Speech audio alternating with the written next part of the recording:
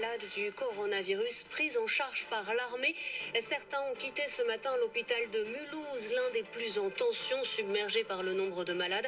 Ils vont être conduits en avion militaire dans le sud de la France, à Toulon. Attention à l'amende, 135 € désormais si vous ne respectez pas les règles du confinement contre l'épidémie. Les policiers et gendarmes mènent des contrôles. Votre déplacement doit être essentiel et vous devez avoir votre attestation sur l'honneur, même pour promener le chien ou aller acheter le pain. Les boulangeries qui peuvent maintenant ouvrir 7 jours sur 7. Le gouvernement accorde une dérogation pour la durée du confinement. Avis aux élèves de 3e, de première et de terminale. Pour l'instant, le ministre de l'Éducation nationale privilégie le scénario du maintien des dates pour le brevet et le baccalauréat. Même si les écoles sont fermées, en ce moment, il faut se connecter en ligne. Et vous êtes déjà nombreux à nous signaler des bugs, des blocages.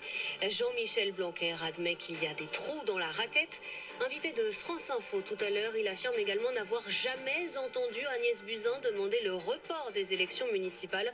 L'ancienne ministre de la Santé, actuelle candidate à la mairie de Paris, dit avoir alerté le gouvernement dès le mois de janvier sur la situation à venir. Nous ne sommes pas les seuls à vivre le confinement. La Belgique s'y met tout à l'heure à midi. Et en Allemagne, peut-être des mesures annoncées ce soir. La chancelière Angela Merkel va s'adresser à ses citoyens à la télévision ce soir. C'est une première depuis le début de la pandémie. France Info. Et tout est plus clair.